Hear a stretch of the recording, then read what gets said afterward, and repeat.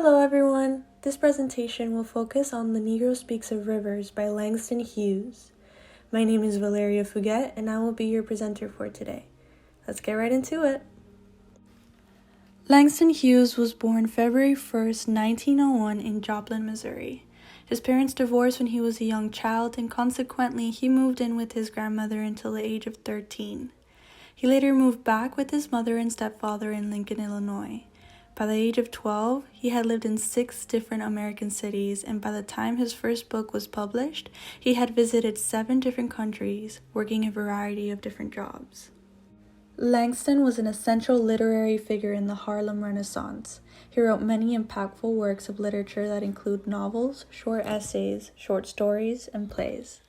His purpose with these works was to accurately portray the ups and downs of Black lives during that time. His work came with much received criticism from both white and Black critics. Many sought to point out how some of his works could potentially shine a negative perception on Black lives in America. Many Black writers at the time sought to only relay positive stories of Black people to appease a white audience. This was not always Langston Hughes' goal. Langston sought to reflect the strength of the average Black person in America through his artistry. Hughes believed the way to reflect such strength was through telling an accurate story of the everyday Black American. With the goal of Langston's literature in mind, let's read together his poem, The Negro Speaks of Rivers.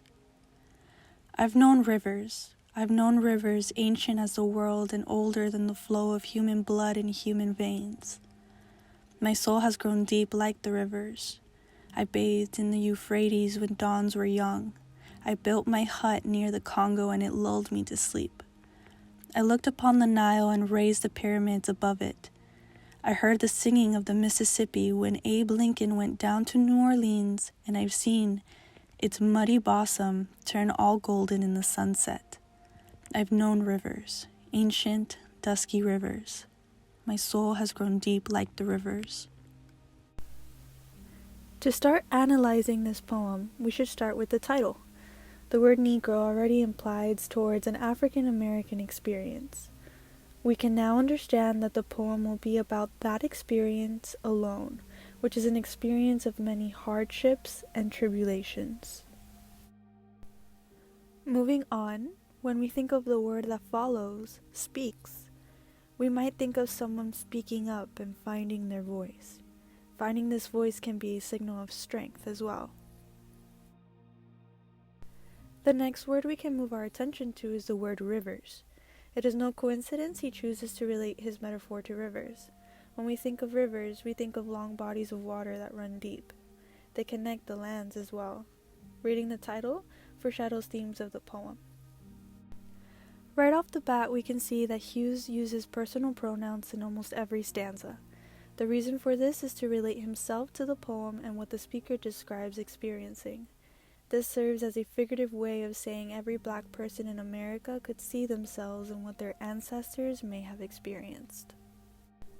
To further this point, he uses language that suggests that the rivers he says to have experienced predate himself, then continues to relate his own soul to run deep like the rivers, insinuating that he has a connection to the people who have actually experienced this, aka his ancestors. Let's dive into all the rivers referred to in between lines 4 through 7, and take note where each river is located. The first river mentioned here is the Euphrates River, which dates back to the mid-3rd millennium. This river is one of the oldest rivers ever recorded and is located in southern Iraq.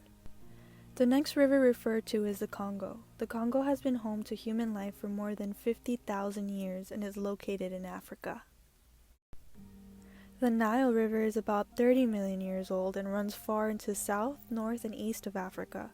This river is one of the longest rivers in the world. The last river mentioned is the Mississippi River in the U.S. He makes a reference to a young Lincoln making his way to New Orleans where he first encountered the nation's largest slave marketplace. Relating the last river to slavery in the U.S. was no coincidence on Hughes' part. Lines 9 and 10 is the speaker reiterating the first 2 lines, but because he has related the rivers to his identity, he uses the words ancient and dusky. dusky is used as a double entendre in this instance. The last line of the poem is a repetition of the third line, which he does to bring the poem to full circle. This is done to emphasize the meaning and themes of the poem, themes being strength and resilience. With this, I will conclude my presentation. Thank you for listening and have a wonderful day.